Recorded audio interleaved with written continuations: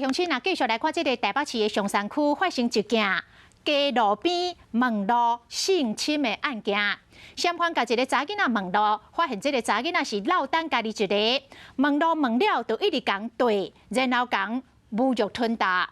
啊，警方随着来清查，当天就抓到人咯，是一个20岁少年的前科累累。为去年的9月开始，伫台北市的运动中心、伫捷运站、伫公园的便所等等，犯下4件相关的案件。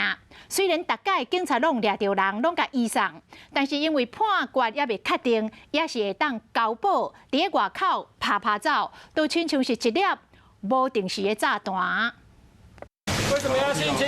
对自己的行为后悔吗？查甫人去警察后去警察局5号半暝台北街路发生一件网络性侵案，尾仔警察抓到一个姓蔡嫌犯，调查后，佮发现伊早就毋是头一摆犯案。5号凌晨，台北市街头犯下一起温路性侵案，警方逮捕一名20岁蔡姓嫌犯，发现他从去年9月开始，在台北市至少犯下4起妨碍性自主以及妨害秘密案，地点遍及运动中心、捷运站以及公园女厕。包括台北市运动公园、公共便所的所在，姓蔡嫌犯拢冇犯案过，随网去警察抓起来上班，因为判决也未确定。交保了后，赶快当伫路口啰啰嗦，都亲像是一粒炸弹。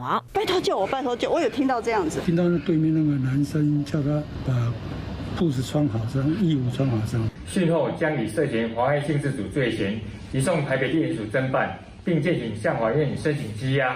根据了解，姓蔡嫌犯有领身心障碍手册，甲警察证讲无法度控制家己这犯案，毋过监管改以妨害自主罪嫌移送检方侦办，卖向怀疑申请改压起来，避免搁出现受害者。Hello， 大家好，我是乃瑜，要教给大家2个任务。第一个，华视新闻的脸书专页，你按赞了吗？还有华视新闻的 YouTube 频道，赶紧订阅起来，还要记得按赞，开启小铃铛哦。